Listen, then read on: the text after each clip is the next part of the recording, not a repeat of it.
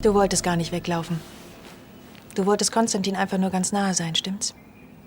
Und weil das nicht geht, wenigstens in seinem Bett schlafen. Komm. Wir gehen jetzt zusammen zu deiner Mutter und sagen ihr das, ja? Lisa, sie macht sich schreckliche Vorwürfe und wäre sicherlich erleichtert, wenn sie erfährt, dass das alles nichts mit ihr zu tun hatte. Es hat aber mit ihr zu tun. Sie versteht einfach nicht, wie schlimm es für mich ist, dass Konstantin weg ist. Ständig macht sie mir irgendwelche Vorwürfe. Weil ich schlecht in der Schule bin, mein Zimmer nicht aufräume. Sie kapiert es einfach nicht. Darum bin ich doch auch weggelaufen. Sie soll merken, wie es ist, wenn man jemanden so sehr vermisst.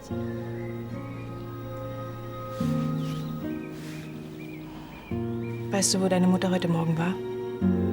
Im Leichenschauhaus. Sie musste ein Mädchen identifizieren, das ihr ähnlich sah. Glaub mir, es gibt nichts Schrecklicheres für eine Mutter als das. Also wenn du ihr das nächste Mal Vorwürfe machst, denkst du vielleicht darüber nach. Ich kann mir jedenfalls keine bessere Mutter vorstellen als Susanne. Natürlich hätte Paul auf keinen Fall den Alarm auslösen dürfen, kein Thema. Aber das war kein Vandalismus. Er wollte seiner Schwester nur damit helfen. Wollen Sie den Vorfall etwa bagatellisieren? Es geht immerhin darum, ob Paul von der Schule fliegt. Bestimmt nicht. Paul hätte das nicht tun dürfen, da sind wir uns einig. Dann sind wir uns sicher auch einig, dass Ihre Kinder heute dem Unterricht nicht unentschuldigt fernbleiben durften.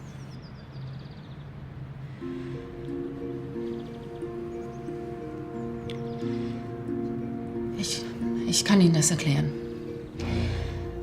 Lisa hatte einen Freund. Konstantin. Konstantin von Lahnstein, der ging doch auch auf unsere Schule. Ja. Zurzeit ist er in Amerika, was für Lisa nicht sehr einfach ist. Jedenfalls sind wir in letzter Zeit immer öfter aneinander geraten, bis mir schließlich die Hand ausgerutscht ist. Sie haben Ihre Tochter geschlagen? Daraufhin ist Lisa abgehauen. Wir haben sie überall gesucht, meine ganze Familie. Ich war sogar im Leichenschauhaus. Frau Brandner, kann es sein, dass Sie mit der Verantwortung einer berufstätigen, alleinerziehenden Mutter schlichtweg überfordert sind? Wollen Sie damit sagen, dass ich eine schlechte Mutter bin? Das haben Sie gesagt. Dann sag ich Ihnen noch was. Sie haben ja von pubertierenden Kindern so viel Ahnung wie ein Fisch vom Fahrradfahren. Wenn Sie wüssten, was die Kinder von Ihnen halten, Sie würden sich nicht mehr in die Klasse trauen. Und Sie sagen mir, ich sei eine schlechte Mutter?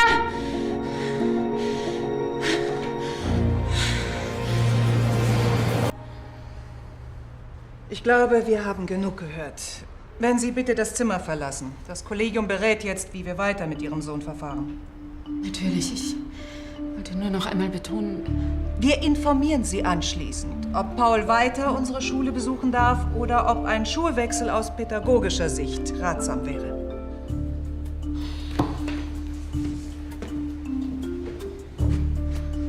Kommst du? Nein. Ich habe doch wohl auch das Recht, was dazu zu sagen, oder? Könntest du bitte rausgehen? Ich regel das allein. Dann sag, was du loswerden willst. Was Sie hier meiner Mutter vorwerfen. Niemand wirft ihr etwas vor. Das sind Vermutungen, naheliegende. Ihre Vermutungen sind völlig daneben. Sie haben doch keine Ahnung, was meine Mutter alles für mich getan hat.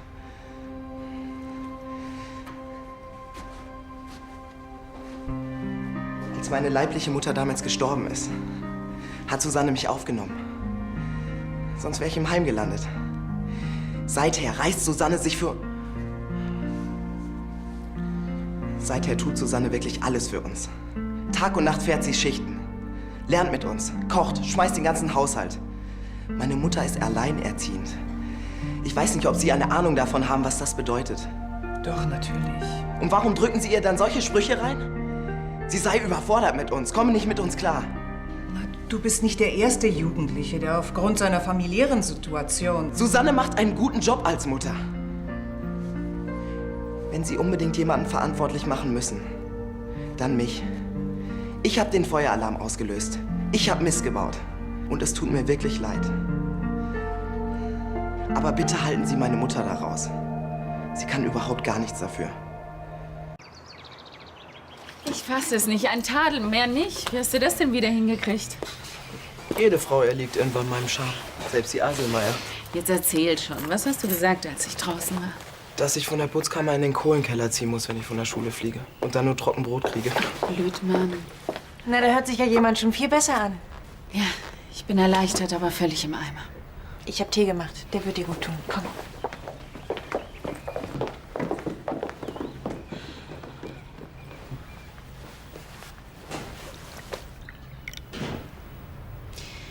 Das ist dieser schreckliche Anblick von einem toten Mädchen in der Gerichtsmedizin. Und dann diese Lehrerkonferenz. Für heute reicht's mir. Ist Paul noch mal glimpflich davongekommen?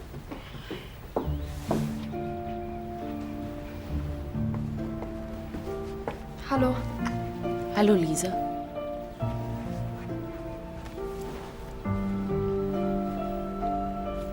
Es war echt ein Mist, dass ich mich in Konstantins Zimmer versteckt habe. Und du dir solche Sorgen machen musstest. Sowas kommt nie wieder vor, versprochen. Das will ich hoffen. Freu dich, dass die Sache mit Paul so glimpflich abgelaufen ist. Es ist mir peinlich, dass mein Sohn die Fehler seiner Mutter ausbügeln muss. Ach, diesen Schuh musst du dir doch nicht anziehen. Doch. Anstatt Paul zu helfen, mache ich eine Riesenszene vor dem Kollegium. Hey, das war selbstverständlich. Diese Lehrerin, die hat dich provoziert. Das war Öl auf ihr Feuer. Die kleine Taxifahrerin, der ihre Kinder über den Kopf wachsen. Trete diesen Unsinn nur ein.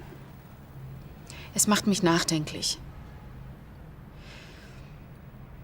Was, wenn die Aselmeier recht hat mit ihren Vorwürfen? Und ich überfordert bin? Eine unfähige Mutter. Mein Gott, das bist du nicht. Ach ja? Und warum brechen dann meine Kinder in ein Maklerbüro ein? Haut Lisa ab? Ich haue eine runter? Und Paul löst einen Feueralarm aus? Da läuft irgendwas schief. Und anstatt einen Draht zu meinen Kindern zu haben, ziehen sie sich von mir zurück. Weil ich als Mutter versagt habe. Auf ganzer Linie. Mit frisch gepresstem Orangensaft beginnt der Tag doch gleich viel besser. Bitte. Er kann nur besser werden als die Nacht. Ich habe furchtbar geträumt. Es ist vorbei. Und für alle gut ausgegangen. Bis zur nächsten Katastrophe. Mir wird jetzt schon Angst und Bange, was als nächstes passiert, nur weil ich die Erziehung meiner Kinder nicht im Griff habe. Ach was, im Grunde sind doch Lisa und Paul ganz erwachsene, vernünftige, junge Menschen. Morgen. Hallo. Na, ihr zwei? Was hast du gerade gesagt? Wir sind erwachsen und vernünftig? Manchmal, selten. Ich habe das Gefühl, wir haben uns eher benommen wie zwei gehirnamputierte Teenies. Wenn du es so ausdrücken willst. Und Susanne? Also, du bist so eine coole Mutter und zum Dank musst du den ganzen Mist ausbaden, den wir bauen. Meinst du das ernst? Ja. Andere Eltern machen es sich leicht. Das Kind funktioniert nicht, also ab aufs Internat in die Staaten. Du hingegen, du verteidigst uns auch noch. Das siehst du doch auch so, oder? Susanne könnte im Haushalt mal ein bisschen zulegen. Zimmer saugen, Zimmer aufräumen. Aber ansonsten ist sie ganz okay.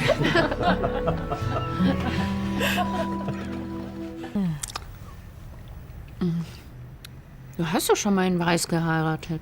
Die Scheinehe mit Bernd, die zählt nicht. Also ich gebe mein Ja-Wort nur jemanden in einem schwarzen Anzug mit Zylinder. Erpresserin. Mag sein. Wenn ich durch die Nachprüfung falle, muss ich noch ein Jahr länger auf diese dämliche Schule. Tja, da gibt's nur eine Lösung. Nicht durchfallen. Hey, Na, ihr beiden, wie war die Zeugnisübergabe? na, wie schon. Und dafür habt ihr jetzt Ferien. Toll, und ich darf die ganze Zeit pauken. Sei bloß still. Immerhin kann ich auch nicht wegfahren, weil ich mit dir lernen muss. Ist doch gar nicht so schlecht. Nur die Sprachen könnten ein bisschen besser sein. Hm? Oh, na, das war ja klar. Sport und Kunst als beste Fächer. Was soll das denn heißen? Nee? Deins ist doch auch ganz okay, bis auf Mathe.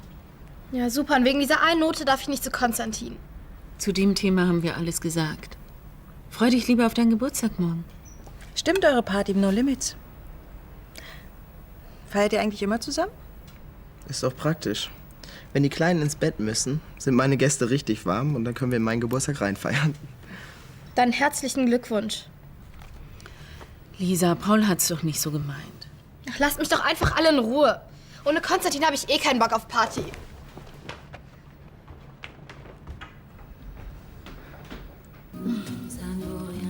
Lisa war so ein glückliches Kind, bis sie in die Pubertät kam.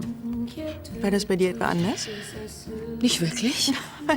Aber ich kann doch nicht warten, bis sich das in ein paar Jahren vielleicht eingerenkt hat. Seit Konstantin weg ist, habe ich sie nicht einmal mehr lachen sehen.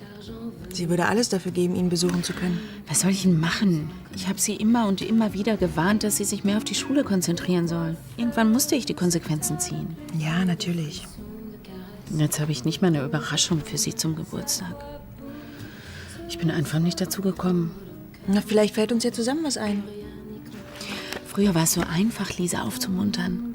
Ein Reitausflug, eine Karte für ein Popkonzert. Und heute weiß ich nicht mal mehr, für welchen Star sie gerade schwärmt. Naja, gegen Konstantin kommen momentan sowieso keine an. Ja, wahrscheinlich hast du recht. So. Hey, Finger weg. Dein Kuchen kommt erst morgen. Lisa hat doch keinen Bock auf Geburtstag, sonst wäre sie längst unten. Ach, die Lust kommt spätestens beim Geschenke auspacken. Ja, genau. Wir kommen dann so gegen 11:30. Danke. Seid ihr soweit? Sie kommt gleich runter. Happy Birthday. Ja. Happy birthday to you, happy birthday to you, happy birthday, liebe Lisa, happy birthday to you. Danke. Alles Gute zum Geburtstag, mein Schatz. Herzlichen Glückwunsch. Von mir auch, du kleine Zicke. Ach, komm.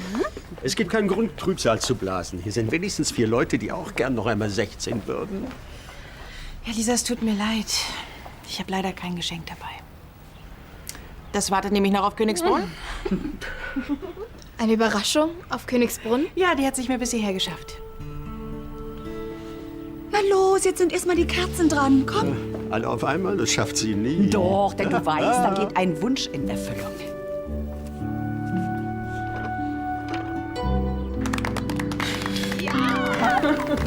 Konstantin. So, tut mir leid, die Arbeit ruft. Feiert schön. Danke, ciao. Tschüss. Tschüss. Moment. Was ist? Willst du so gehen? Wieso? Hier. Danke. Tschüss. Also gib mir eine halbe Stunde, dann bin ich fertig. Ja, länger werde ich Lisa auch nicht mehr aufhalten können. Sie wird sich bestimmt freuen. Guck mal, wie glücklich sie schon ist. Ich muss auch was erledigen. Macht's gut. Tschüss. Tschüss.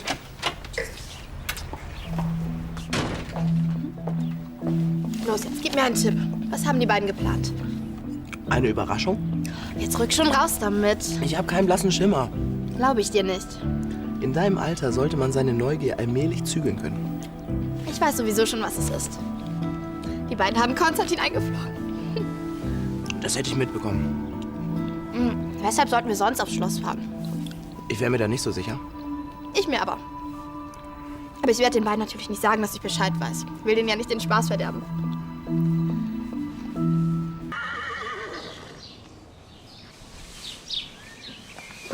Was habt ihr denn vor? Wie lange müssen wir denn noch so spazieren? Wir sind gleich da. Und? Hast du schon eine Ahnung? Langsam kriege ich eine klitzekleine Idee. Okay, dann stell dich mal hier hin und streck die Hand aus. Aber vorsichtig, du könntest jemandem wehtun. Bestimmt nicht.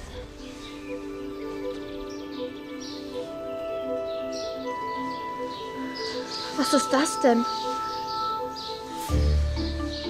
Unser Geschenk. Reitstunden auf Carlas Pferd.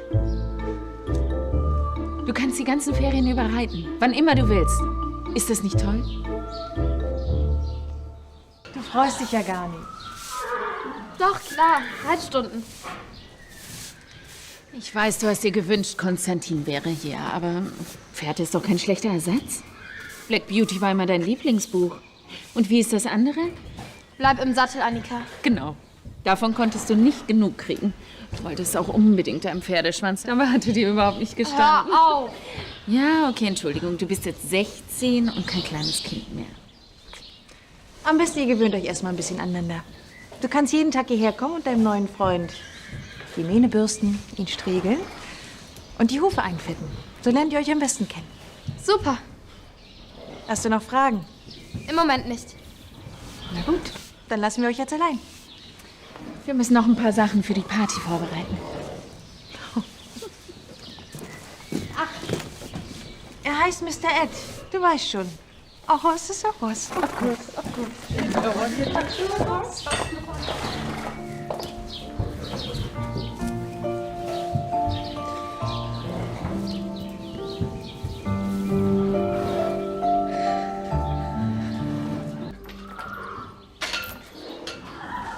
Guck nicht so blöd. Ich weiß, du kannst nichts dafür.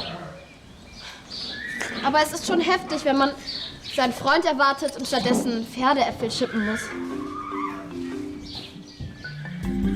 Und glaub ja nicht, ich tanze jeden Tag an und mach deinen Mist weg. Dafür gibt es Personal.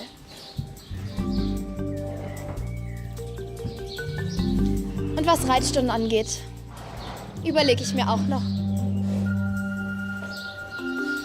Hey, weißt du was? Ich habe auch schon mal schönere Pferde als dich gesehen. Hast du was gesagt? Angeblich sollst du ja sprechen können. Du mich auch.